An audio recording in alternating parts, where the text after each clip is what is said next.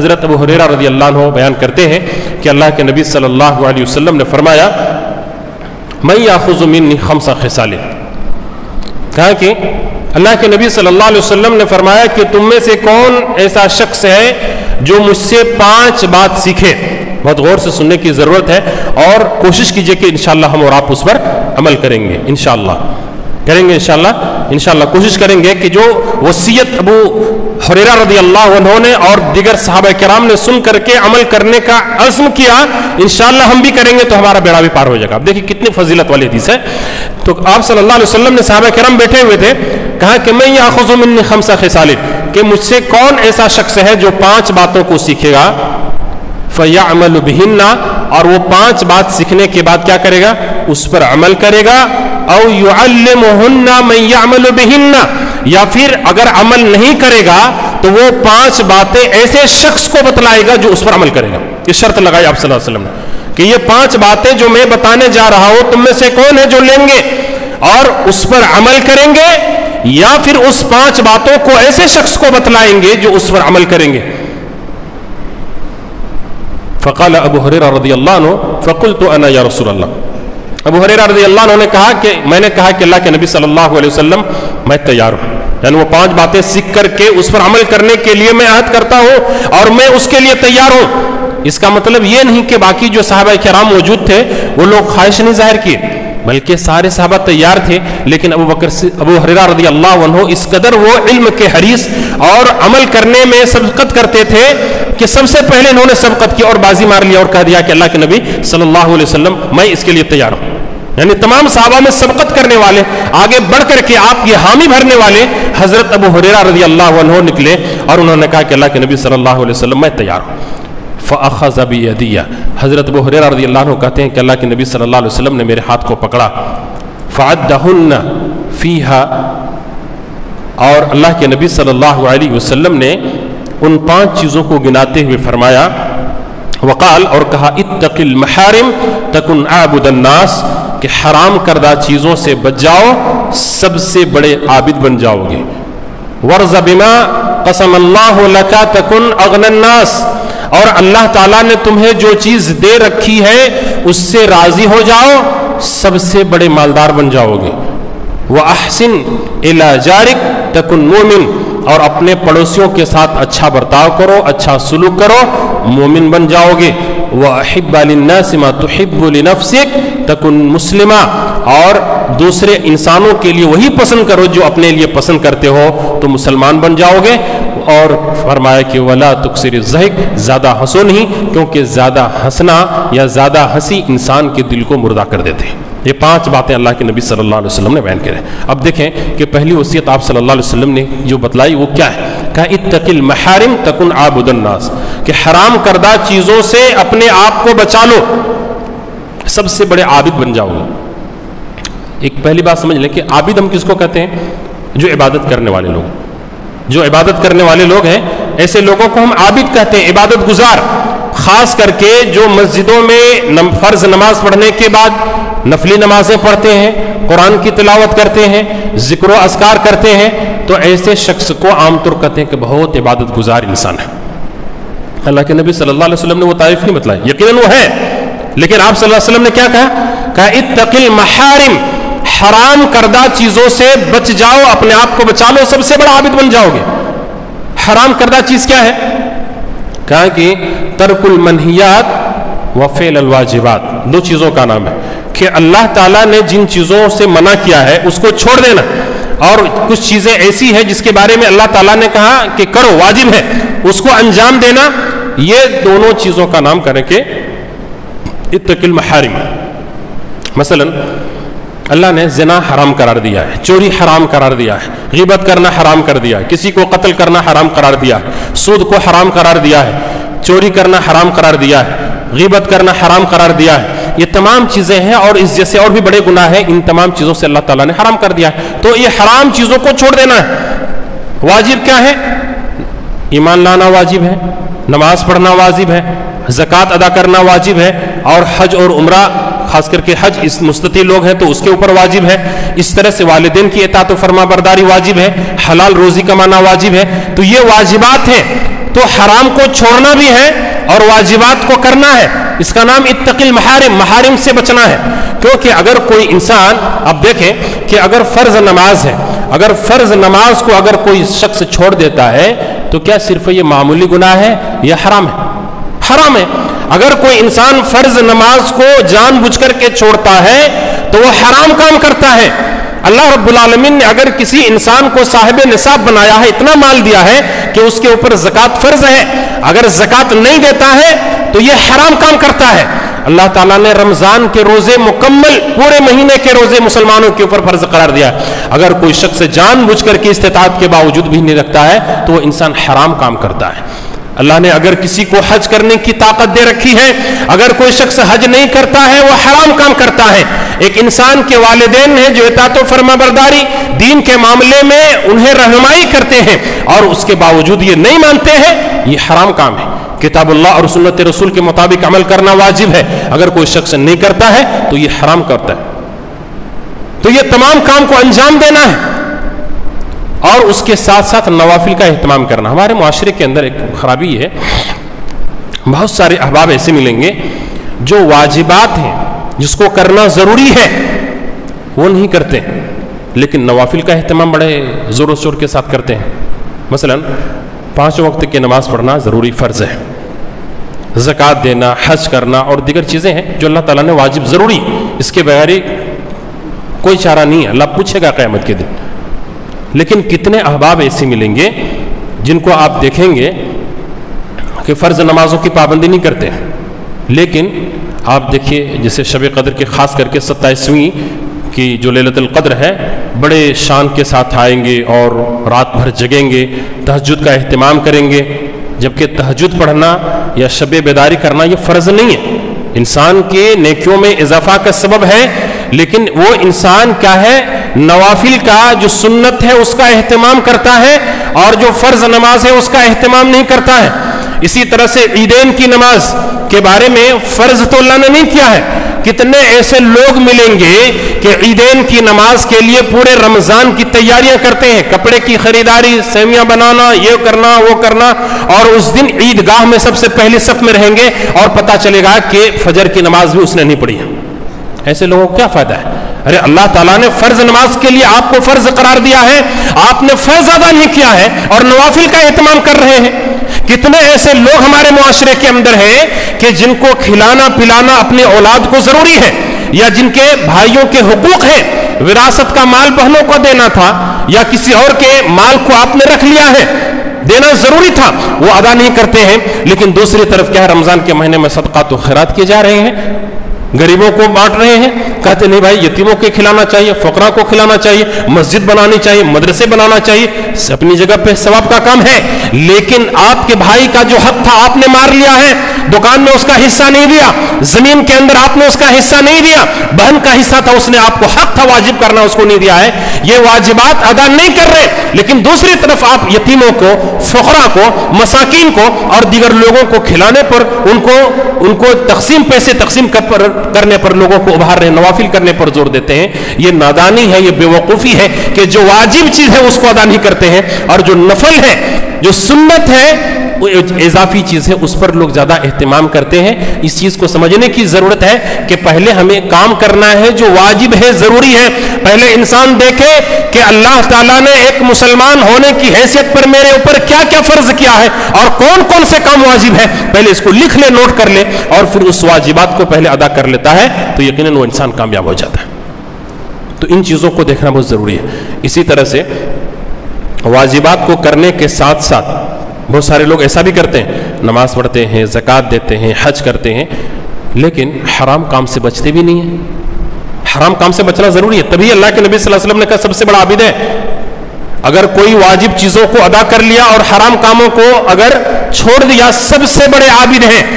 مسجد میں بیٹھ کر کے قرآن مجید کی تلاوت کرنے کے لیے اس کے پاس ٹائم نہیں ہے زیادہ, نوافل کا اہتمام زیادہ نہیں کر پاتا ہے, دیگر نفلی نماز و صدقات و خیرات نہیں کر پاتا ہے, لیکن اس کے اندر خاص بات یہ ہے کہ جو اللہ نے جن چیزوں کو اس کے اوپر واجب قرار دیا ہے اس کو ادا کرتا ہے اور حرام کاموں سے وہ دور رہتا ہے.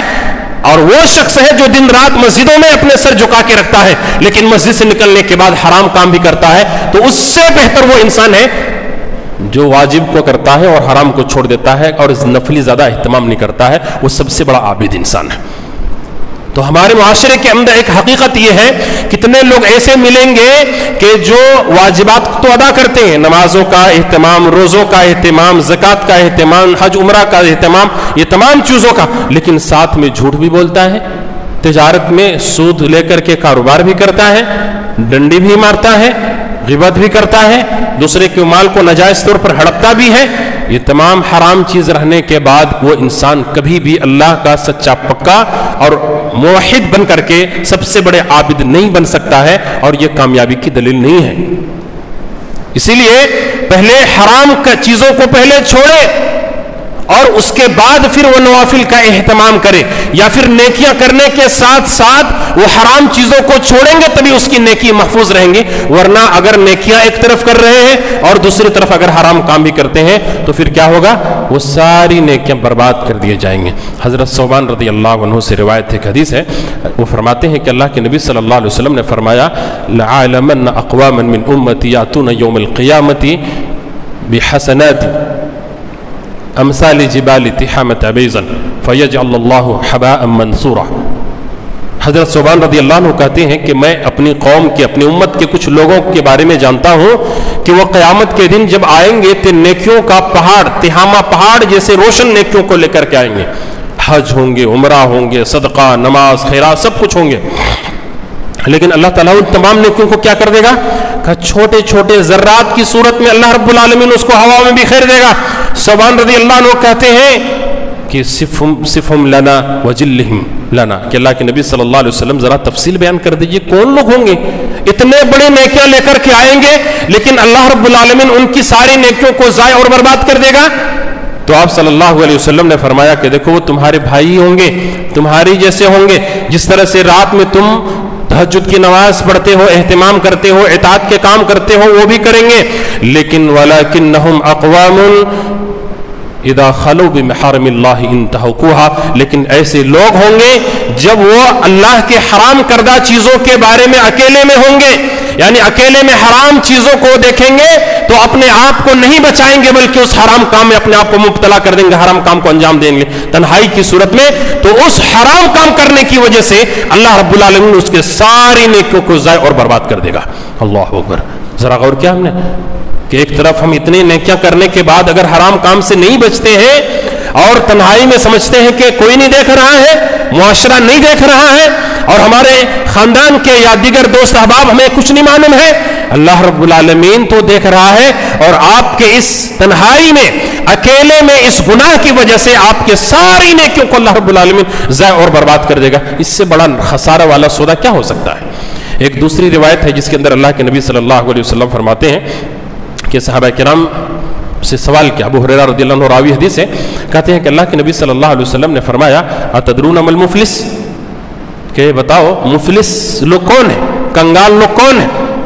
تو صحابہ کرام نے کہا, المفلس فینا من لا درہم لہ ولا متاع, کہ مفلس آدمی, کنگال آدمی ہمارے درمیان وہ ہے جس کے پاس مال, دینار و درہم, پیسے نہیں, اس کو مفلس کہتے ہیں. آپ صلی اللہ علیہ وسلم نے فرمایا کہ ان المفلس من امتی یاتی یوم القیامت بصلاۃ وصیام وزکاۃ ویاتی قد شتم هذا وقذف هذا واکل مال هذا وسفك دم هذا وضرب هذا فهذا فیؤتی هذا من حسناته وهذا من حسناته. اللہ کے نبی صلی اللہ علیہ وسلم فرماتے ہیں کہ میری امت میں مفلس آدمی وہ ہے جو قیامت کے دن آئے گا نمازوں کے ساتھ, روزوں کے ساتھ, زکوٰۃ کے ساتھ, لیکن ساتھ میں کیا کیا ہوگا, اس نے دنیا میں کسی کو گالی دیا ہوگا, کسی پر جھوٹا الزام لگایا ہوگا, کسی کا خون بہایا ہوگا, اور کسی کا مال, ناحق مال کھا لیا ہوگا, اور پھر کسی کو مارا ہوگا. فَيُؤْتَ هَذَا مِنْ حَسَنَاتِهِ وَهَذَا مِنْ حَسَنَاتِهِ. قیامت کے دن انصاف ہوگا, اللہ رب العالمین لوگوں کے درمیان انصاف کرے گا, بدلہ دلائے گا. جن لوگوں پر زیادتی کی ہوگی, گالی دی ہوگی, مارا ہوگا, خون بہایا ہوگا, ان کی نیکیاں اللہ رب العالمین اس سے لے کر کے اس کو دے دے گا، بدلہ چکائے گا. فَيُتَحَادَ مِنْ حَسَنَاتِهِ وَحَادَ مِنْ حَسَنَاتِهِ، ایسے لب بھر بھر کر کے لوگوں کو حساب چکتا کرتا جائے گا. کیا ہوگا؟ فَإِنْ فَنِيَتْ حَسَنَاتُهُ قَبْلَ أَنْ يُقْزَمَ عَلَيْهِ، اس پر مکمل فیصلہ ہونے سے پہلے اگر اس کی ساری نیکیاں ختم ہو جائیں گی، فَأُخِذَ خَطَايَاهُمْ، تو ان کے گناہ لے لیا جائے گا. ان لوگوں کے جو بھی مقدمہ دائر کیے ہوں گے کہ اللہ میرا بھی حق ہے، میرا بھی حق ہے، اس نے گالی دی تھی، میرے اوپر تہمت لگایا تھا، میرا مال کھا لیا تھا، وہ لوگ کی لائن لگی ہوگی. وہ کہتے ہیں کہ اللہ رب العالمین، اللہ کے نبی صلی اللہ علیہ وسلم فرماتے ہیں کہ پھر ان آدمی کا گناہ لیا جائے گا، فَطُرِحَتْ عَلَيْهِ، اور اس آدمی کو اوپر ڈال دیا جائے گا، ثُمَّ طُرِحَ فِي النَّارِ، اور گناہ کا بوجھ اتنا ہو جائے گا کہ وہ انسان کو جہنم کے اندر ڈال دیا جائے گا. اللہ اکبر. دیکھا آپ نے، ایک انسان نمازوں کا اہتمام کر کے گیا، زکوٰۃ بھی ادا کیا، روزے بھی رکھا، دیگر نیکیاں کے کام بھی کیے، لیکن گناہ سے نہیں بچی، زبان کو بے لگام چھوڑ دیا، کسی کو گالی دیا، کسی پر تہمت لگا دی، کسی کی بیٹی پر، کسی کی بہو پر، کسی کی بہن پر، کسی کی ماں پر، کسی کے اور کے اوپر تہمت لگایا، یا کسی کے مال کو اس نے کھا لیا، بہن کا حصہ نہیں دیا، بھائی کا حصہ نہیں دیا، یا کسی اور کا حصے میں انہوں نے نہیں دیا. یہ تمام لوگ اس دن کھڑے ہو جائیں گے، حتیٰ کہ اگر کوئی باپ اپنے بیٹے کو اگر اس کا حصہ نہیں دیتا ہے تو کہہ رہے ہیں کہ اس کا باپ بھی، اس کا بیٹا بھی قیامت کے دن کھڑا ہو جائے گا اور کہے گا کہ میرے باپ نے میرے ساتھ بے انصافی کی تھی. وہ بھی اس دن مقدمہ دائر کرنے لگیں. اس دن ہم سمجھتے ہیں کہ رشتہ داری، آج دنیا میں رشتہ داری چھوڑ دیتے ہیں، لیکن کل قیامت کے دن وہ رشتہ داریاں نہیں ہوں گی، سب کو اپنی اپنی نیکی کی پڑی ہوگی، ہر انسان کو جو حق بنتا ہے وہ اس کے سامنے کھڑے ہو جائیں گے. تو اس طرح سے جب ہوں گے تو ان کے یہ سب ہونے کے بعد کیا ہوگا؟ اس کی نیکیاں جو لے کر کے آئے تھے وہ نیکیاں سے برابر. آج تو بدلے کا کچھ ہوگا نہیں، پیسے، مال، دولت، سونا چاندی تو نہیں ہوں گے اس کے پاس، نیکیاں ہی ایک چیز ہوگی. ان نیکیوں کو دے کر کے اس کا حساب برابر کیا جائے گا. حساب کرتے کرتے پھر بھی کچھ لوگوں کے مقدمات رہ جائیں گے تو پھر ان کے گناہ کو لے کر کے اس کے اوپر ڈال دیا جائے گا اور اس طرح سے جہنم کے اندر پھینک دیے جائیں گے. اللہ ہوگا. پتہ یہ چلا کہ ہمیں اور آپ کو کرنا یہ ہے کہ جس طرح سے ہم اور آپ روزوں کا اہتمام کرتے ہیں، نمازوں کا اہتمام کرتے ہیں، زکوٰۃ کا اہتمام کرتے ہیں، حج و عمرہ کا اہتمام کرتے ہیں، اسی طرح سے حرام کردہ چیزوں سے اپنے آپ کو بچائیں گے تو انشاءاللہ سب سے بڑے عابد بن جائیں گے اور اللہ رب العالمین کے یہاں بڑے عابدوں میں شمار ہو کر کے جنت کے اندر داخل ہو جائیں گے. اس کام کو کرنے کی ضرورت. سب سے پہلے واجبات کو انجام دیجئے، حرام کاموں کو چھوڑ دیں گے. اتنا کر لیے تو الحمدللہ ہمارا بیڑا پار ہو جائے گا. تو یہ ہے اتق المحارم اعبد الناس. کہا حرام کردہ چیزوں سے بچ جاؤ، سب سے بڑے عابد بن جاؤ گے. دوسری چیز ہے، اللہ کے نبی صلی اللہ علیہ وسلم نے فرمایا وَأَرْضَ بِمَا قَسَمَ اللَّهُ لَكَ تَكُنْ أَغْنَى النَّاسِ. ہم لوگ سب سے بڑا مالدار کس کو سمجھتے ہیں؟ مالدار وہ انسان ہے جس کے پاس اپنا گھر ہو، گاڑیاں ہو، پیسے ہو، بینک بیلنس ہو، سونا چاندی ہو، زمین جائیداد ہو، تو ہم ایسے سمجھتے ہیں بڑا مالدار انسان ہے. اللہ کے نزدیک کوئی انسان مالدار نہیں. اصل کریں کہ الغنا غنا نفس کہا گیا ہے. مالداری اصل دل کا مالدار ہونا چاہیے. مالداری اصل دل کا مالدار ہوتا ہے. اگر ہمارا نفس مالدار ہے، اگر ہمارا دل مالدار ہے تو اللہ رب العالمین نے جتنا ہمیں دے رکھا ہے اسی میں راضی ہوں گے، خوش ہوں گے کہ اللہ تعالیٰ نے مجھے بہت کچھ دے رکھا ہے. اور اگر دل مالدار نہیں ہے تو 1 2 3 4 گھر اور بلڈنگیں رہنے کے بعد، گاڑیاں رہنے کے باوجود اور زمین جائیداد یہ سارے سمپتی رہنے کے باوجود بھی اسے لگے گا کہ کیا ہے، کچھ بھی نہیں ہے. کیا ہمارے پاس کچھ بھی نہیں ہے، ہمیں اور بھی رہا، چونکہ وہ ابھی اور بڑے بڑے خواب دیکھتا ہے. اور بھی بڑے بڑے جو کفار میں سے یا اللہ تعالیٰ نے جن کو دنیا ہی میں دے رکھا ہے ایسے کی طرف نگاہ اٹھائیں گے اور کہتے ہیں کہ نہیں، اس کے پاس تو ہزاروں کروڑ کے مال ہے، اس کے پاس تو لاکھوں کروڑ کے مال میں ہے، اس کے پاس تو اربوں میں ہے. تو ان کو دیکھیں گے لیکن اس کے باوجود بھی اس کا دل نہیں بھرے گا، اس کو اور کمانے کی خواہش رہیں گے. لیکن اگر دل مالدار ہے، صبح سے لے کر کے شام تک کھانے کے لیے ہے، اس کے پاس موجود ہے اور قرض کسی کا نہیں ہے، اس کو لگے گا کہ اللہ تعالیٰ نے تو مجھے بہت اچھی حالت میں رکھا، سکون کی زندگی بسر کرتا ہے. یہ اصل مالداری ہے. تو اس مالداری کو پانا، نفس کا غنا ہونا، یہ سب سے بڑے مالدار بن جائیں گے. آپ دیکھ لیجئے دنیا کے اندر سب سے بڑا مالدار وہ انسان ہے کہ اللہ تعالیٰ نے جو مال و دولت, چھوٹی سی دکان ہے یا کرائے کے مکان میں رہتا ہے, روزانہ 1000 یا 500 2000 روپے کما لیتا ہے, اور اس پر اگر راضی ہونا سیکھ گیا ہے تو اسے لگتا ہے کہ اللہ تعالیٰ نے مجھے بہت کچھ دے رکھا ہے, اسی میں سے کھاتا ہے, بچوں کو کھلاتا ہے, کچھ صدقات و خیرات کرتا ہے اور سکون کی زندگی بسر کرتا ہے. دوسری طرف اگر دل کا مالدار نہیں ہے, روزانہ 10,000 50,000 لاکھوں روپے روزانہ کماتا ہے, گھر کے انبار ہیں, ساری چیزیں ہیں, اس کے باوجود سکون نہیں ہے, ان گھروں اور محلوں کے اندر سکون نہیں ہے, بلکہ کتنے ایسے لوگ ملتے ہیں جنہیں نیند بھرنے کے لیے نیند کی گولیاں کھانی پڑتی ہے, کہ گھروں کے اندر تو سب کچھ رہنے کے باوجود سکون نہیں ہے, دل مالدار نہیں ہے, دنیائی اعتبار سے مالدار ہے, سکون نہیں ملتا ہے. لیکن اگر نفس کا, پیارے نبی صلی اللہ علیہ وسلم کو دیکھیے کہ آپ صلی اللہ علیہ وسلم کا کتنی مال و دولت تھی. اللہ تعالیٰ نے فرمایا وَوَجَدَكَ عَائِلًا فَأَغْنَا, کہ اللہ کے نبی صلی اللہ علیہ وسلم ہم نے آپ کو تنگ دست پایا, آپ کو غریب پایا, مال نہیں تھا تو ہم نے آپ کو مالدار بنا دیا. آپ صلی اللہ علیہ وسلم کے پاس جو کچھ بھی رہتا تھا سب لوگوں میں تقسیم کر دیتے تھے, کیونکہ دل کے دھنی تھے. صحابہ کرام کے بارے میں سنتے ہیں نا کہ گھر میں کچھ بھی نہیں رہتا تھا کھانے کے لیے, اگر کہیں سے کچھ آ بھی جاتے تھے تو دل اتنا بڑا ہوتا تھا کہ اس چیز کو دوسروں کے ہاں دے دیتے تھے, نہیں وہ زیادہ ضرورت مند ہے, کیونکہ دل مالدار ہوتا تھا.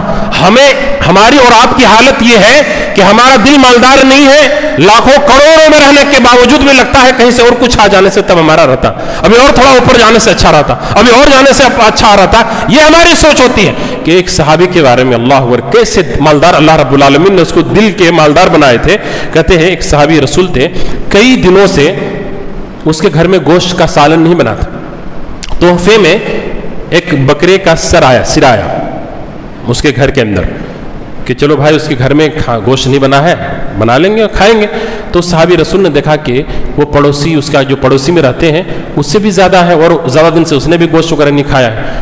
تو اس نے کیا کہا کہ مجھ سے تو زیادہ ضرورت وہ ہے, ان کو دے دیتا, جا کر ان کو پہنچا دیا. خود ضرورت مند تھے, اپنے اوپر دوسرے کو ترجیح دیتے ہوئے دوسرے کو دے دیا. ان کو لگا, ان کے علم میں آیا کہ نہیں مجھ سے تو زیادہ فلاں آدمی ہے, انہوں نے نہ جانے کتنے مہینے سے گوشت نہیں کھایا ہوگا, وہ بکری کا سرا وہ تیسرے آدمی کے یہاں پہنچا دی. اور اس طرح سے کرتے ہوئے 7 گھروں سے گھومتے ہوئے پھر پہلے والے شخص کے گھر میں وہ سرا آ کے پہنچ گیا.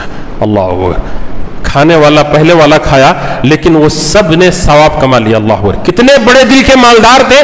آج ہمارے گھروں کی حالت یہ ہوتی ہے کہ آج ہمارے پڑوسی میں اور ہمارے دیگر احباب اگر ضرورت مند ہیں, ہمارے پاس اتنی طاقت ہے کہ ہم مدد کر سکتے ہیں, یا ہمارے پاس اتنے اضافی سامان ہوتے ہیں کہ ہم دے سکتے ہیں, لیکن ہم یہ ہمارے گھروں کی فریج میں رہ کر کے سڑنا اور خراب ہو جانا گوارا کر لیتے ہیں. ہمارے گھروں کے اندر وہ سامان پڑے پڑے رہ کر کے خراب ہو جائے ہمیں گوارا ہوتا ہے, لیکن اپنے دوست, اپنے بھائی اور ضرورت مندوں کو دینے کے لیے تیار نہیں ہے, کیونکہ دل کے ہم مالدار نہیں. ہمیں لگتا ہے کہ پرانا ہی لیکن ہمارے پاس رہنا چاہیے, کہ ہمارے گھر سے نکلنا نہیں چاہیے, اور خراب ہو جانا منظور کر لیتے ہیں لیکن کسی کو دینے کے لیے تیار نہیں ہو پاتے, کیونکہ دل کے ہم غریب ہیں. دل اگر مالدار ہوتے تو اپنے پڑوسی کو, اپنے بھائیوں کو, ضرورت مندوں کو وہ چیز ہم دے دیتے تھے. تو اس چیز کی ضرورت ہے. صحابہ کرام نے اپنے اوپر خرچ نہیں کیا, دوسرے کے اوپر خرچ کر دیا. ایک دن کھاتے تھے, دوسرے دن شکریہ ادا کرتے تھے, اور دوسرے دن بھوکے بھی رہتے تھے, لیکن کبھی ناشکری کیے, اللہ رب العالمین کی عبادت سے کبھی منہ موڑے, ہرگز نہیں. آج اللہ رب العالمین نے ہمیں نہ جانے کتنا خوشحال بنایا ہے. ہم اور آپ جس دن جیسا چاہتے ہیں, جو جیسا پکوان بنانا چاہتے ہیں بنا سکتے, نہیں بنا سکتے. کل اگر کوئی انسان یہ ارادہ کرے کہ کل گھر میں بریانی بننی ہے تو آرام سے بریانی بنا لیتا ہے. کل بکرے کا گوشت لانا چاہتے ہیں, وہ گوشت کھا سکتے ہیں. جیسے کپڑا پہننا چاہتے ہیں ویسے بھی استعمال کر سکتے ہیں. اتنا ہونے کے باوجود بھی اللہ رب العالمین کے ہم ناشکرہ بن کر کے زندگی بسر کر رہے ہیں, اور اللہ نے جو دیا اس پر خوش نہیں ہے. تو ضرورت اس بات کی ہے کہ اللہ سے دل کی مالداری کے بارے میں سوال کریں. دنیا جتنا بھی مل جائے کبھی بھی خواہش پوری نہیں ہونے والی ہے. پیارے نبی صلی اللہ علیہ وسلم فرماتے ہیں انسان کی حالت یہ ہے کہ اگر اس کے پاس سونے کا ایک وادی ہو جائے, ایک وادی مطلب ایک پورے بستی, اگر سونے کا ایک پوری بستی اگر مل جائے تو تمنا کرے گا کہ کاش میرے پاس دوسری بھی بستی ہوتی. ایک بستی سے سونے سے پیٹ نہیں بھرے گا, ہوتا نہیں ہوتا. ہم کتنے انسان ہیں, 4 ویلر ہے, اس کے باوجود کرتا نہیں، اور بھی بڑی گاڑی ہونا چاہیے، اگر بڑی ہو گئے تو 2 ہونا چاہیے، ایک بار یہ چلاؤں گا، ایک بار یہ چلاؤں گا۔ ایک بلڈنگ ہے دوسرے کی خواہش کرتا ہے، دوسری ہے تیسرے کی کرتا ہے، تیسری ہے چوتھے کرتا ہے، نہیں کرائے میں لگا دوں گا، اس میں کر دوں گا، فلاں کر دوں گا۔ یہ خواہشات بڑھتے ہیں۔ اس دنیا میں خواہش نہیں پوری ہو سکتی ہے، لیکن کتنے ایسے اللہ والے ہیں جو کرائے کے مکان میں رہتے ہیں، 10,000 15,000 کرایہ دیتا ہے، لیکن ذرہ برابر غم نہیں۔ ارے اللہ نے خوشحال رکھا ہے، ایمان کی حالت میں رکھا ہے، اور جب اللہ حیثیت دے گا تو اپنا خود کا گھر بھی ہو جائے گا۔ اس نیت کے ساتھ جیتا ہے اور ذرہ برابر اسے کوئی پرواہ نہیں ہوتی ہے۔ اس لیے ایسے مالداری جو نفس کا مالداری ہو، اس کے لیے رب سے سوال کیجئے، دنیا کی مالداری کے لیے اللہ سے مت سوال کیجئے۔ اللہ نے جو دے رکھا ہے اس پر راضی ہونا یہ سب سے بڑی مالداری ہے۔ اور اللہ کے نبی صلی اللہ علیہ وسلم نے فرمایا کہ وَأَرْضَى بِمَا قَسَمَ اللَّهُ لَكَ تَكُنْ أَغْنَى النَّاسِ، کہ اللہ تعالیٰ نے جو مال دے رکھا ہے، جو روزی دے رکھی ہے، جس حالت میں رکھا ہے اس سے راضی ہو جاؤ، سب سے مالدار بن جاؤ گے۔ اپنے اپنے حالت سے خوش ہو جاؤ، اپنے پیچھے مڑ کر کے دیکھو۔ آج ہمارے معاشرے کے اندر کتنے ایسے لوگ ہیں جو ایک دن کھانے کے لیے ترستے ہیں۔ ہم جس پوزیشن میں ہیں ایسی زندگی کے لیے ترستے ہیں کہ کاش ہمارے پاس بھی ویسے ہوتے، خوشحالی کی زندگی۔ ایسے لوگ بھی ہیں ہمیں سے جس کیٹیگری میں ہے اور جس حالت میں ہے، ایسی زندگی کتنے لوگوں کے خواب ہوا کرتے ہیں، یاد رکھیں۔ اس لیے شریعت نے کہا کہ اپنے سے اوپر والوں کو مت دیکھو، اپنے سے نیچے والوں کو دیکھیں۔ اپنے سے نیچے والوں کو دیکھیں گے تو اللہ تعالیٰ کا شکر ادا کریں گے، تکبر نہیں پیدا ہوگا، بلکہ اللہ رب العالمین کی اس تقسیم سے راضی ہوں گے کہ دیکھو میرے نیچے تو کتنے ایسے انسان ہیں جس کے پاس رہنے کے لیے یا گھر میں رہنے کے لیے کرائے کا بھی پیسہ نہیں ہے، ان کے پاس تو سائیکل بھی نہیں ہے۔ کتنے لوگ ہیں ریلوے اسٹیشن جائیے، بس اسٹینڈ کے پاس جائیے، روڈ پہ پڑے ہوئے رہتے ہیں، کوئی ٹھکانہ نہیں ہے، سونے کے لیے اس کے پاس جگہ نہیں ہے، یہاں سوتا ہے پولیس والا ہکال دیتا ہے، وہاں جاتا ہے، بارش ہوتی ہے بھیگتے رہتا ہے۔ ہم برسات میں دیکھتے ہیں نہ اس کے پاس کپڑا ہے، نہ سر چھپانے کے لیے چھت ہے، نہ کھانے کے لیے اناج ہے۔ اللہ نے ان میں سے بھی بنایا۔ ارے اللہ رب العالمین نے اپنے بیوی بچوں کے درمیان، گھروں کے اندر خاندان والوں کے ساتھ عزت کی زندگی ہے، اور کیا چاہیے؟ تو اللہ رب العالمین کی نعمتوں پر شکر ادا کیجئے کہ اللہ تو نے بہت سارے بندوں میں میری فضیلت دی ہے اور بہت لوگوں سے بہتر عطا کریں گے، اور اگر شکریہ ادا کریں گے تو اللہ تعالیٰ اور نوازے گا۔ وَإِن شَكَرْتُمْ لَأَزِيدَنَّكُمْ، کہ تم اللہ کا شکر گزار بنو گے تو اللہ تعالیٰ تمہیں اور بھی نوازے گا، پھر اور بھی اللہ تعالیٰ اضافہ کرے گا۔ تو اللہ نے جو دے رکھا ہے اس پر راضی ہو جائے، سب سے بڑا مالدار بنیں۔ اور تیسری وصیت آپ صلی اللہ علیہ وسلم نے فرمائی، کہا کہ وَأَحْسِنْ إِلَىٰ جَارِكَ تَكُنْ مُؤْمِنٌ، اپنے پڑوسیوں کے ساتھ اچھا برتاؤ کرو، اچھا سلوک کرو، مومن بن جاؤ، پکے مومن بن جاؤ گے۔ مطلب یہ ہوا کہ اگر پڑوسی ہم سے خوش نہیں ہے، پڑوسیوں کے ساتھ اگر اچھا برتاؤ ہم نہیں کرتے ہیں تو کامل مومن نہیں بن سکتے ہیں۔ پڑوسی کس کو کہتے ہیں؟ ہمارے دیکھیں پڑوسی 3 طرح کے ہوتے ہیں۔ ایک پڑوسی ہے جو ہمارے گھر کے بازو میں رہتا ہے، مسلمان بھی ہے، پڑوسی بھی ہے اور ہمارا رشتہ دار بھی ہے۔ 3 حق ادا کرنا ہے، ایک پڑوسی کا، ایک اسلام کا، ایک رشتہ داری کا۔ کچھ پڑوسی ایسے ہوتے ہیں جو صرف مسلمان ہے، رشتہ داری نہیں ہے، آپ کے بلڈنگ کے قریب میں مسلمان بھائی رہتے ہیں تو پڑوسی کا حق الگ اور اسلام کا حق، 2 حق اس کے اوپر بنتا ہے۔ اور کچھ لوگ پڑوسی ایسے ہیں جو مسلمان بھی نہیں، رشتہ دار بھی نہیں ہوتے ہیں، غیر مسلم ہے، تو پڑوسی کا حق بھی ادا کرنا ہے۔ یہ نہیں دیکھنا ہے کہ مسلمان نہیں ہے اس لیے حق ادا نہیں، پڑوسی کا حق بھی ادا کرنا ہے۔ تو یہ 3 طرح کے پڑوسی ہوتے ہیں۔ اسی طرح سے ان پڑوسیوں کے ساتھ کیسے مدد کریں گے؟ مدد یہ کریں گے کہ اگر کوئی کام کر رہا ہے اور اس کو طاقت کی ضرورت ہے تو آپ اس کے کام میں حصہ بٹائیں اور ساتھ دے دیں۔ پڑوسی اگر کمزور ہے مالی اعتبار سے، ضرورت مند ہے تو اپنے پیسے سے اس کی مدد کریں۔ یا پڑوسی ایسے مصیبت اور پریشانی میں پھنس گئے ہیں کہ آپ کی سفارش کی ضرورت ہے، آپ کسی عہدے پر ہیں، کسی پوسٹ پر ہیں، تو آپ ان کے حق میں سفارش کر دیں، ان کا سفارش کر کے یا لوگوں کے سامنے مدد کر کے، پیروی کر کے اس کی جو مصیبت ہے اس کو دور کر دیں۔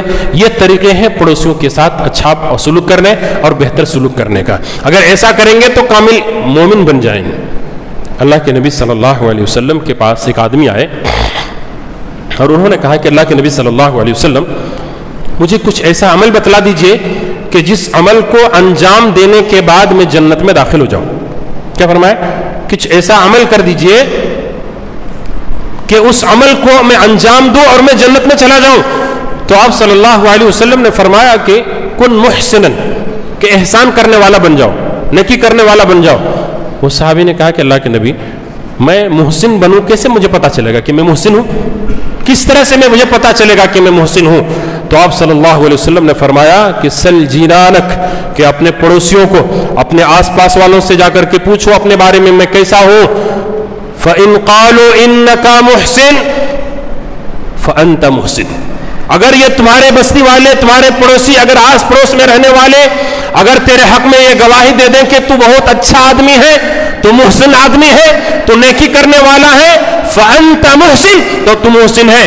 وَإِن قَالُوا أَنْتَ مُسِيءٌ إِنَّكَ مُسِيءٌ فَأَنْتَ مُسِيءٌ، اور اگر وہ تمہارے پڑوسی کہہ دے تو خراب انسان ہے، تو اچھا نہیں ہے، تو یاد رکھو کہ تو اچھا نہیں ہے، تو خراب انسان ہے. یہ گواہی کون دیں گے؟ پڑوسی. اب پڑوسی وہی اسی شخص کے بارے میں گواہی دیں گے جس کے ساتھ بھلائی کریں گے. ہم اپنے آپ کو بولیں گے نہیں میں بہت اچھا ہوں، اور پڑوسیوں کو ستاتے رہیں گے، تو ہرگز بھی انسان کامیاب نہیں ہو سکتا ہے. اس لیے اپنے آپ کو اگر اندازہ لگانا ہے، پرکھنا ہے، تو اپنے پڑوسیوں سے معلوم کرو کہ ہم محسن ہیں یا نہیں. اور جب احسان کرنے والا پڑوسیوں کے ساتھ اگر کوئی انسان بن جاتا ہے تو پھر کہتے ہیں کہ وہ انسان اس عمل کی وجہ سے کہاں چلا جائے گا؟ جنت میں چلا جائے گا. اللہ کے نبی سے اس نے کیا سوال کیا تھا؟ ایسا عمل بتلا دیجیے کہ میں جنت میں چلا جاؤں. ہم اور آپ جانتے ہیں کہ نہیں نماز پڑھیں گے تو صرف جنت میں چلے جائیں گے، روزہ رکھیں گے تو جنت میں جائیں، یقیناً اس میں بھی ہے، اور پڑوسیوں کے حقوق ادا کرنے میں بھی جنت کا راستہ ہے. تو اس راستے کو بھی بند نہیں کرنا ہے اور اس کو بھی باقی رکھنا ہے، اور اس سے انسان کا ایمان مکمل ہوتا ہے. انسان کا ایمان مکمل ہوتا ہے. حسن بصری رحمۃ اللہ علیہ تابعین میں سے ہیں. ان کے بارے میں آتا ہے کہ ان کا ایک پڑوسی تھا، غیر مسلم تھا. مصیبت اور پریشانی اس کے یہاں آئے تو اس کا جو مکان اور گھر تھا وہ غیر مسلم کا بیچنے کی ضرورت پیش آ گئی. تو اس نے اس گھر کا قیمت جو رکھا وہ کہا کہ جیسے مارکیٹ میں 1,00,000 روپے ہے تو اس نے کہا کہ میں 2 لاکھ لوں گا. لوگوں نے کہا کہ بھائی مارکیٹ میں تو 1 لاکھ روپے چل رہا ہے، آپ 2 لاکھ کیوں مانگ رہے ہیں؟ تو کہا کہ گھر کی قیمت 1 ہی لاکھ ہے، لیکن میرا جو پڑوسی حسن بصری ہے اتنا اچھا پڑوسی ہے، اتنا بہترین پڑوسی ہے، تو اچھا پڑوسی ہونے کی وجہ سے اس کا 1 لاکھ میں روپے لوں گا. اللہ اکبر. جب حضرت حسن بصری رحمۃ اللہ علیہ کو یہ خبر ملی کہ تمہارا پڑوسی ایسا اور ایسا کہہ کر کے گھر بیچنا چاہتا ہے، تو وہ آیا اور کہا کہ کیا مصیبت پریشانی ہے، کتنے پیسے کی ضرورت ہے؟ کہا اتنے کی. کہا کہ گھر بیچنے کی ضرورت نہیں، یہ پیسہ لو اور جا کے اپنی ضرورت پورا کر لو. اللہ ہوگا. اندازہ لگائیے کہ کس طرح سے اپنے پڑوسیوں کا خیال رکھا کرتے تھے. اور آج ہماری اور آپ کی حالت کیا ہے؟ کبھی ہم اور آپ سوچ کر کے دیکھیں کہ ہمارے پڑوسی میں کتنے ایسے لوگ ہیں کہ وہ کس طرح سے زندگی بسر کرتے ہیں، کن چیزوں کی ضرورت انہیں ہے. کتنے ایسے پڑوسیوں کے بارے میں پتا چلا کہ وہ کھانے کے لیے ترس رہے ہیں. بازو میں ہم بریانی کھاتے ہیں اور مختلف انواع اقسام کے کھانے کھاتے ہیں، لیکن پڑوسی بھوکے زندگی بسر کر رہے ہیں، ہمیں اس کی کوئی پرواہ نہیں ہوتی ہے. اللہ کے نبی صلی اللہ علیہ وسلم نے فرمایا کہ ایسا انسان مومن نہیں ہو سکتا، کامل مومن نہیں ہو سکتا ہے کہ خود پیٹ بھر کر کے کھانا کھائے اور اس کا پڑوسی بھوکا رہ جائے. اس لیے پڑوسیوں کا خیال کرنا بہت ضروری ہے. پیارے نبی صلی اللہ علیہ وسلم فرماتے ہیں کہ جبریل علیہ الصلوۃ والسلام نے پڑوسیوں کے بارے میں اتنی وصیت کیے، اتنے وصیت لا کر کے رکھے کہ مجھے گمان ہوا کہ اللہ رب العالمین پڑوسیوں کا کہیں وارث نہ بنا دے. یعنی ہم جب مر جائیں تو ہمارے زمین زائدات کا وارث یہ پڑوسی ہوں گے، کہیں یہ اللہ نہ کہہ دے. ایسے خدشہ ہوا اور ایسا مجھے لگا کہ شاید ایسا ہو جائے گا. اتنے زیادہ پڑوسیوں کے حقوق ہیں. پڑوسیوں کے حقوق میں سے یہ ہے کہ اگر آپ کے پڑوسی میں ہیں، ان کے بیوی بچے ہیں، لیکن اس آدمی اس گھر کے جو گارجن ہے، بڑے آدمی ہے، دوسرے شہر میں جا کر کے کام کرتا ہے یا دوسرے ملک میں جا کر کے کام کرتا ہے، تو اس پڑوسی کی ضرورت کیا کرنی چاہیے؟ ضرورت کے وقت اس کی مدد کرنی ہے، اس کے گارجن بننا ہے، اس کی دیکھ بھال کرنا ہے، ان کی بیوی کی عزت کی حفاظت کرنی ہے، ان کے بچوں کے دیکھ بھال کرنے کی ذمہ داری پڑوسی ہونے کے ناطے سے حق یہ ہے کہ اس کے نگرانی کرے. یہ پڑوسیوں کے ساتھ اچھا برتاؤ کرنا اور حسن سلوک ہے. لیکن ہمارے معاشرے کی ایک سچائی یہ بھی ہے کہ ایسے بدبخت لوگ بھی معاشرے کے اندر پائے جاتے ہیں کہ اگر پڑوسی میں دیکھتے ہیں کہ عورت اکیلی ہے یا اس کی جوان بیٹی ہے، چھوٹے چھوٹے بچے ہیں، اس کا شوہر یا اس گھر کا ذمہ دار دوسرے جگہوں پہ کام کرتا ہے، دوسرے ملکوں میں رہتے ہیں، تو ناجائز فائدہ اٹھانے کی کوشش کرتے ہیں، کبھی ستاتے ہیں، کبھی کچھ اور بھی ناجائز کام کرتے ہیں، بلکہ بعض وقت ناجائز طور پر اس سے جنسی خواہشات پوری کرنے کی بھی کوشش کرتے ہیں. یہ سب سے گھٹیا اور بدترین پڑوسی مانے جاتے ہیں. پیارے نبی صلی اللہ علیہ وسلم نے ایک مرتبہ صحابہ کرام کے درمیان پوچھا کہ لوگوں یہ بتاؤ زنا کے بارے میں کیا کہتے ہو؟ زنا کے بارے میں کیا کہتے ہو؟ تو صحابہ کرام نے کہا اللہ کے نبی صلی اللہ علیہ وسلم زنا تو اللہ اور اس کے رسول نے حرام قرار دیا ہے اور قیامت تک کے لیے حرام ہے. زنا بہت بڑا گناہ ہے مسلمان بھائی. زنا کہا کہ حرام اللہ نے کر دیا ہے, اس کے رسول نے حرام قرار دیا ہے اور قیامت تک حرام ہے. پیارے نبی صلی اللہ علیہ وسلم نے فرمایا کہ ایک انسان کا 10 عورتوں سے زنا کرنا یہ آسان ہے کہ اپنی پڑوسن سے وہ زنا کرے. یعنی پڑوسن کے ایک عورت سے اگر وہ زنا کرتا ہے اور ایک آدمی وہی ہے جو 10 عورتوں سے زنا کرتا ہے, تو وہ 10 عورتوں جو دیگر عورتیں ہیں وہ آسان ہے. یہ مشکل ہے, زیادہ گناہ ہے جو پڑوسی عورت سے وہ زنا کرتا ہے, اتنا بڑا گناہ. جبکہ اگر جانتے ہیں کہ اگر کوئی انسان شادی شدہ ہو کر کے اگر زنا کرے, شریعت میں کیا ہے اس کی سزا؟ پتھر سے مار مار کر کے اس کو ہلاک کر دے, ختم کر دے. یہ اللہ کا قانون ہے, یہ اللہ کا قانون ہے کہ اس انسان کو کوئی حق نہیں بنتا ہے کہ اس دنیا میں زندگی بسر کرے شادی شدہ ہو کر کے. تم نے اتنا بڑا جرم کیا ہے, اس لیے توبہ استغفار کرے میرے مسلمان بھائی. اور اس طرح سے حرکت اگر کوئی کرتے ہیں تو اسے محفوظ اور رہنا چاہیے, دور ہٹنے کی اللہ سے توفیق مانگنی چاہیے.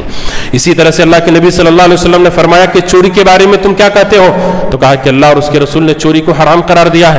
آپ صلی اللہ علیہ وسلم نے فرمایا کہ 10 گھروں میں چوری کرنا یہ آسان ہے کہ پڑوسی آدمی کے گھر میں جا کر کے چوری کرے. اس سے کہیں آسان اور کم گناہ ہے کہ 10 آدمی کے گھر میں جا کر چوری کرے. تو پڑوسیوں کے زیادہ حقوق ہیں, اس کا خیال کرنا ضروری ہے.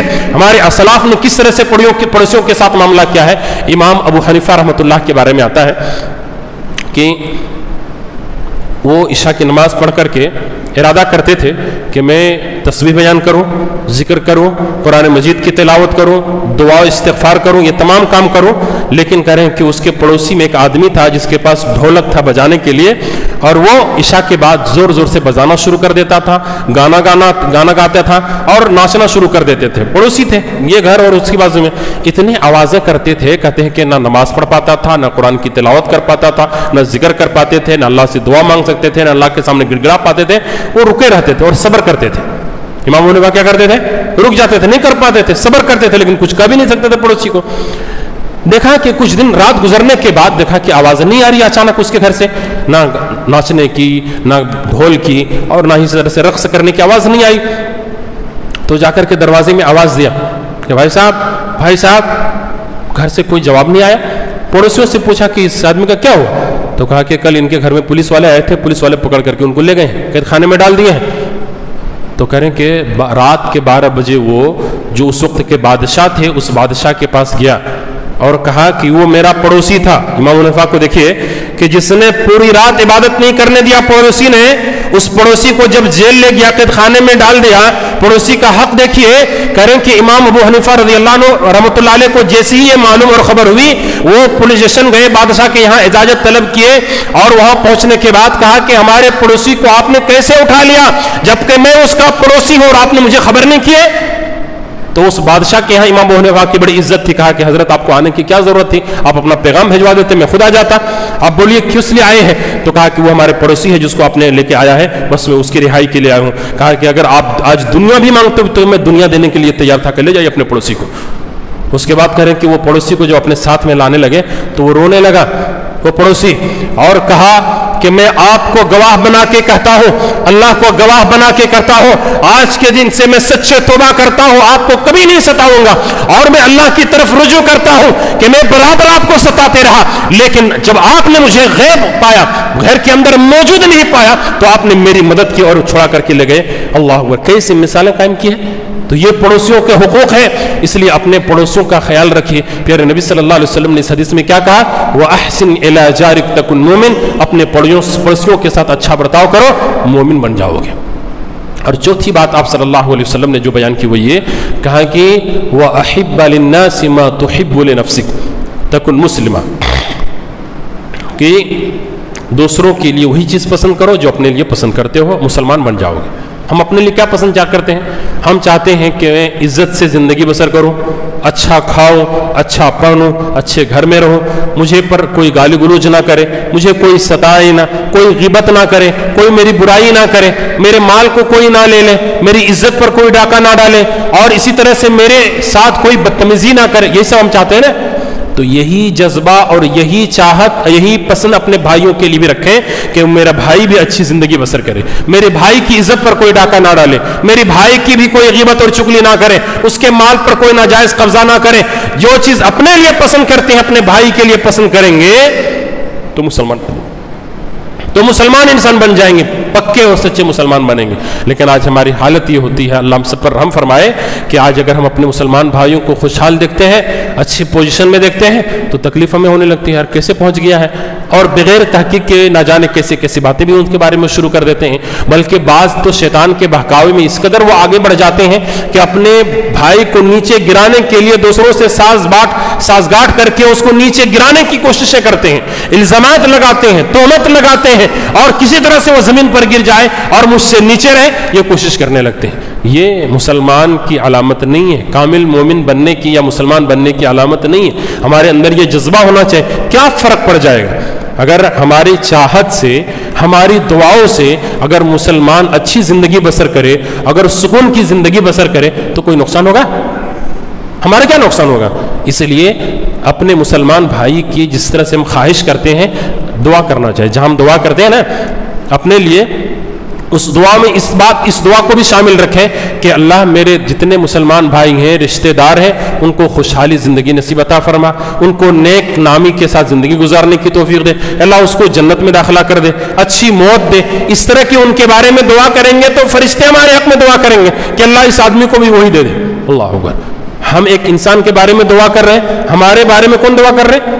فرشتے کر رہے ہیں جو معصوم عن الخطا ہے، گناہ نہیں کرتے ہیں، ایسے مخلوق ہمارے حق میں دعا کریں گے جس فرشتوں کی دعا قبول ہوتی ہے۔ یہ بہت بہتر چیز ہے۔ اگر ہم کوئی چیز حاصل کرنا چاہتے ہیں تو وہ چیز اپنے مسلمان بھائیوں کے حق میں ہم دعا کریں تو فرشتے بھی ہمارے حق میں دعا کریں گے۔ تو بہرحال اپنے مسلمان بھائی کے تعلق سے ہمارے جذبات، ہمارے خواہشات اور یہ تمام چیزیں بہتر سوچ ہونی چاہیے تاکہ ہم پکے اور سچے مومن بن جائیں۔ اور پانچویں چیز اللہ کے نبی صلی اللہ علیہ وسلم نے جو وصیت کی وہ کہا کہ زیادہ ہنسو نہیں۔ زیادہ ہنسنے سے کیا ہوتا ہے؟ انسان کا دل مردہ ہو جاتا ہے۔ اللہ کے نبی صلی اللہ علیہ وسلم نے فرمایا یا امت محمد واللہ لو تعلمون ما علم لبکیتم کثیرا ولضحکتم قلیلا۔ کہا کہ اے امت محمد کے لوگوں، یعنی محمد صلی اللہ علیہ وسلم کے امتی یا امت کے لوگوں، اللہ کی قسم جس چیز کو میں جانتا ہوں اگر تم لوگ جان لو گے تو رو گے زیادہ اور ہنسو گے کم، رو گے زیادہ اور ہنسو گے کم۔ یہ اللہ کے نبی صلی اللہ علیہ وسلم فرما رہے ہیں۔ چونکہ ہم آخرت کے معاملے میں نہیں جانتے کہ کس قدر بھیانک مناظر ہمارے انتظار میں ہے، مرنے کے بعد انسان کو قبر میں کن چیزوں کا سامنا کرنا پڑے گا، کبھی ہم نے اور آپ نے سوچا ہے؟ میدان محشر میں کتنی بڑی مصیبت اور پریشانی آنے والی ہے، اس کے بعد بھی کیسے مراحل آنے والے ہیں، اس کی تیاریاں نہیں ہیں۔ لیکن ہماری دنیاوی زندگی میں لگتا ہے کوئی مصیبت اور پریشانی ہے ہی نہیں، بلکہ ہماری حالت اس قدر خراب ہو چکی ہے کہ آج یہ موبائل ہے، ہر انسان کے ہاتھ میں موبائل رہتے ہیں اور شارٹس کلپ دیکھتے رہتے ہیں اور ہنسی اور جوکس کو دیکھتے رہتے ہیں، اپنے موبائل میں دیکھ کر کے ہنستے رہتا ہے، یہ دیکھ کر کے کامیڈی دیکھ کر کے ہنس رہا باقاعدہ۔ اور اس ہنسی نے آج ہمارے دل کو اس قدر مردہ کر دیا ہے، اس قدر ہمارا دل مردہ ہو چکا ہے کہ جہنم کا تذکرہ ہوتا ہے، عذاب قبر کا تذکرہ ہوتا ہے، جہنم کے مختلف عذابوں کا تذکرہ ہوتا ہے، لیکن ہمارا دل دہلتا نہیں ہے، ہمیں رونا نہیں آتا ہے، ہمیں ڈر پیدا نہیں ہوتا ہے، ہمیں ایسا نہیں لگتا ہے کہ ہمیں ان چیزوں کا سامنا کرنا پڑے گا، کیونکہ ہمارا دل دن بدن مردہ ہوتے جا رہا ہے ان ہنسنے کی وجہ سے اور ہنسانے کی وجہ سے۔ اس لیے ان صحابہ کرام کے سامنے جب کبھی قبر کے بارے میں، عثمان غنی رضی اللہ عنہ کے بارے میں جانتے ہیں نا کہ اللہ کے نبی صلی اللہ علیہ وسلم نے کئی مرتبہ جنت کی بشارت دی، لیکن جب قبرستان سے گزرتے تھے اتنا روتے تھے کہ داڑھی مبارک ان کی بھیگ جاتے تھے آنسوؤں سے۔ لوگ پوچھتے تھے عثمان غنی آپ کیوں اتنا روتے ہیں؟ جب جہنم جنت کا تذکرہ ہوتا ہے تو اتنا نہیں روتے ہیں؟ کہا کہ قبر یہ آخرت کی منزلوں میں سب سے پہلی منزل ہے، جو انسان یہاں پر کامیاب ہو گیا باقی کے مراحل بھی آسان ہوتے جائیں گے، جس کا معاملہ یہاں پھنس گیا باقی کے مراحل مشکل سے مشکل ترین ہوتے جائیں گے، اسی لیے قبر کو دیکھ کر کے میں روتا ہوں۔ وہ صحابہ کرام جن کو جنت کی بشارت ملی ہوئی تھی، عمر فاروق رضی اللہ عنہ کے بارے میں آتا ہے جہنم کو، آخرت کو یاد کر کے اتنا روتے تھے کہ ان کی آنکھوں کے نیچے وہ سیاہ رنگ کے کالے نشان پڑ گئے تھے، ان کی آنکھوں سے آنسو بہنے کی وجہ سے۔ کون ہے عمر فاروق رضی اللہ عنہ؟ اللہ کے نبی صلی اللہ علیہ وسلم کے سسر بھی ہیں، خلیفہ دوم ہیں، اور اس امت کا یہ عقیدہ ہے کہ انبیاء علیہ السلام کے بعد سب سے بہترین انسان ابو بکر صدیق رضی اللہ عنہ، اور دوسرے نمبر پر اگر کوئی ہے تو عمر فاروق رضی اللہ عنہ ہے۔ ان کی حالت یہ ہے کہ جہنم کا تذکرہ سن کر کے رو رہے ہیں، اور ہم اور آپ ہنستے ہیں، کس سے کہانیاں کس طور پر ہم سنتے ہیں۔ کبھی ہم اور آپ اپنی زندگی کو ٹٹول کر کے دیکھیے کہ رمضان کا پورا مہینہ گزرنے والا ہے، اللہ کے سامنے ہم نے ہاتھ اٹھایا ہو، جہنم کا تذکرہ ہم نے کیا، جہنم سے بچنے کے لیے رب سے ہم معافی مانگ رہے ہیں، اور ہمارے آنکھوں سے آنسو بہ نکلا ہے۔ کبھی ایسا دن آیا، کوئی ایسی رات آئی ہے؟ سوچ کے دیکھیں اپنے بارے میں کہ ہم کہاں پر کھڑے ہیں، کہ پورا رمضان کا مہینہ گزر چکا ہے، لیکن آج رب کے سامنے بیٹھ کر کے رونے کی نوبت نہیں آئی ہے، اور رب کے عذاب سے بچنے کے لیے ہمارے آنکھوں میں آنسو نہیں بہ رہے ہیں۔ یہ ہماری حالت ہو چکی ہے، اس قدر ہمارا دل مردہ اور سخت ہوتے جا رہا ہے، لیکن ہمیں اس کا احساس بھی نہیں ہے۔ وہ صحابہ کرام تھے، جنت کی خوشخبری پانے کے باوجود بھی رویا کرتے تھے۔ عائشہ رضی اللہ عنہ کون نہیں جانتے؟ عائشہ رضی، میری ماں اور بہنیں ذرا غور سے سنیں کہ عائشہ رضی اللہ عنہا ہم سب کی ماں ہے، مومنوں کی ماں ہے۔ ایک مرتبہ گھر کے اندر بیٹھی ہوئی تھی، جہنم کا تذکرہ کرتے کرتے رونے لگی، اور زور سے جب آواز آئی تو اللہ کے نبی صلی اللہ علیہ وسلم مسجد میں تھے، دیکھا کہ عائشہ رو رہی ہیں، گھر آئے، کہا کہ عائشہ کیوں رو رہی ہیں؟ مایوب کی کیوں رو رہی، کس چیز نے رو رہا ہے؟ کہا کہ اللہ کے نبی صلی اللہ علیہ وسلم ذکرت النار فبکیت، کہ اللہ کے نبی میں نے جہنم کا تذکرہ کیا، اپنے دل میں رونا آ گیا، اسی لیے رو رہی ہوں۔ اللہ کے نبی صلی اللہ علیہ وسلم نے کیا کہا؟ سب سے زیادہ چاہتے تھے ہمارے نبی صلی اللہ علیہ وسلم عائشہ کو، محبت کرتے تھے، اس کے باوجود کہا کہ عائشہ اتق النار ولو بشق تمرۃ، کہ عائشہ اپنے آپ کو جہنم سے بچا لو، اگرچہ کھجور کا ایک ٹکڑا ہی کیوں نہ صدقہ کرنا پڑے۔ تیرے پاس کچھ بھی نہیں ہے، ایک ہی کھجور ہے، آدھا کھجور کھا کر کے زندگی بسر کر لو، لیکن آدھا کھجور اللہ کے راستے میں صدقہ کر دو، اور پھر کیا کرو؟ تم اپنے آپ کو جہنم سے بچا لو، لیکن دنیا میں فکر کر لو۔ یہ اللہ کے نبی صلی اللہ علیہ وسلم نے ازواج مطہرات کو تربیت کی ہے، اور آج ہم اور آپ اتنے رہنے کے باوجود بھی جہنم سے بچنے کی فکر نہیں کرتے ہیں۔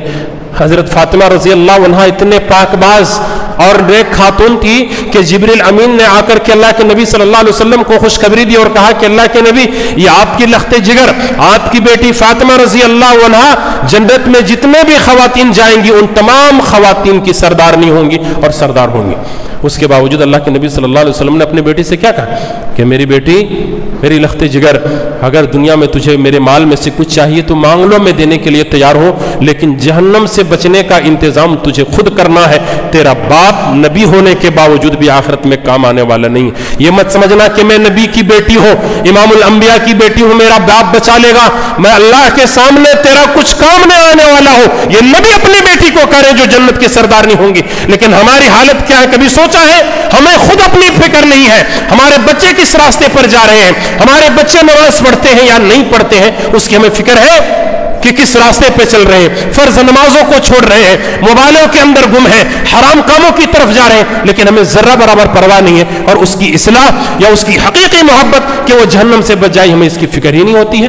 کتنے ایسے لوگ ہیں جو ماں باپ کہتے ہیں بچہ دن بھر کالج کرتا ہے، ڈیوٹی کر کے آتا ہے، یہ کام کر کے آتا ہے، فجر میں کیسے ہم جگا دوں، اس کو تو نماز پڑھنے کا ٹائم ہی نہیں ملتا، کب آرام کرے گا؟ اس لیے ماں باپ بھی خاموش رہ جاتے ہیں۔ میں ایسے ماں باپ سے، ایسے والدین سے یہ پوچھنا چاہتا ہوں کہ بتاؤ کہ اگر آپ اللہ نہ کرے، اگر کسی کے گھر میں آگ لگ جائے، آپ کی آنکھ کھل گئی لیکن دیکھا کہ بیٹا سو رہا ہے، بیٹی آپ کی سو رہی ہے جو جوان ہے، تو کیا آپ اس کو جگائیں گے یا نہیں جگائیں گے؟ گھر میں آگ لگی ہوئی ہے تو اس بچے کو جگائیں گے یا نہیں جگائیں گے؟ ہر ماں باپ کہیں گے کیوں نہیں جگائیں گے، اس کی جان بچائیں۔ اگر میں کہوں کہ نہیں بھائی وہ تھک کے آیا ہے، کالج سے آیا ہے، ڈیوٹی سے آئے ہیں، جاب سے آئے ہیں، سونے تو آرام کرنے دو، آپ کہیں گے آپ کیسی بات کر رہے ہیں، اس کی جان کا خطرہ ہے، بعد میں سونے گا۔ دنیا کی آگ سے بچانے کی ہمیں فکر ہے، لیکن آخرت کی آگ سے بچانے کی ہمیں فکر ہے؟ حقیقی محبت بچوں سے یہ ہے کہ اپنے آپ کو اور اپنے گھر والوں کو جہنم سے بچانے کی فکر کرنی ہے، اور اللہ رب العالمین نے ہمیں اور آپ کو مخاطب کر کے یہی فرمایا کہ یا ایھا الذین آمنوا قوا انفسکم واہلیکم نارا، کہ ایمان والو اپنے آپ کو اور اپنے گھر والوں کو جہنم کی آگ سے بچاؤ۔ اپنے آپ کو اور اپنے گھر والوں کو جہنم کی آگ سے بچاؤ، یہ اللہ تعالیٰ مومنوں کو خطاب کر کے فرما رہا. اس لیے ضرورت اس بات کی ہے کہ ہم خود کی فکر کریں، اپنے گھر والوں کی فکر کریں. تو حاضرین گرامی، آپ کے سامنے جو حدیث پیش کی گئی ہے کہ یہ 5 باتیں ہیں جس کو اللہ کے نبی صلی اللہ علیہ وسلم نے وصیت کی ہے. پہلی بات یہ تھی کہ حرام کاموں سے اپنے آپ کو بچا لو، واجبات کو انجام دیں گے سب سے بڑے عابد بن جائیں گے. ضروری نہیں کہ مسجد میں زندگی بسر کیا جائے، قرآن ہی میں غرق ہو جائے، اگر کریں گے تو بہتر ہے، لیکن اگر واجبات کو ادا کرنے کے ساتھ ساتھ حرام چیزوں کو چھوڑ دیں گے تو اللہ کے یہاں سب سے بڑے عابد مانے جائیں گے. دوسری چیز یہ ہے کہ اللہ تعالیٰ نے جو دے رکھا ہے، جو مال ملا ہے، جو دولت ملی ہے، اس سے راضی ہونا سیکھ جائے، سب سے بڑے مالدار بن جائیں گے. تیسری چیز یہ ہے کہ پڑوسیوں کے خیال کیا جائے، اس کے ساتھ اچھا برتاؤ کیا جائے، اس کو تکلیف نہ پہنچایا جائے، اس پر عمل کرنے کی کوشش کریں. اور چوتھی چیز یہ ہے کہ اپنے مسلمان بھائیوں کے ساتھ اچھا برتاؤ کے ساتھ ساتھ اچھے خواہش کریں کہ اچھی وہ زندگی بسر کریں، ان کو ستائے نہ، ان کو نیچے دیکھنے کی کوشش نہ کریں، بلکہ ان کو بہتر دیکھنے کی کوشش کریں، ان کے حق میں دعا کریں، ہمارا کوئی نقصان نہیں ہوگا. اور 5ویں چیز یہ ہے کہ زیادہ ہنسے نہیں، یا جو کامیڈی وغیرہ دیکھتے ہیں اس کو دیکھنا بند کریں، موبائل کو یا موبائل سے دوری اختیار کرنے کی کوشش کریں گے، اور اللہ کے لیے وقت نکالیں، اللہ کے لیے وقت نکالیں. تو انشاءاللہ یہ 5 چیزوں پر عمل کریں گے تو اللہ رب العالمین ضرور بس ضرور انشاءاللہ ہمیں اچھے لوگوں میں، اچھے مومن، پکے مومن، سچے مسلمان بننے کی اللہ ہم سب کو توفیق دے گا. اور ایسی زندگی اگر ہم اور آپ گزار لیتے ہیں تو اس دنیا میں کامیابی کے ساتھ ساتھ انشاءاللہ آخرت میں ہمیں اور آپ کو ضرور کامیابی ملے گی.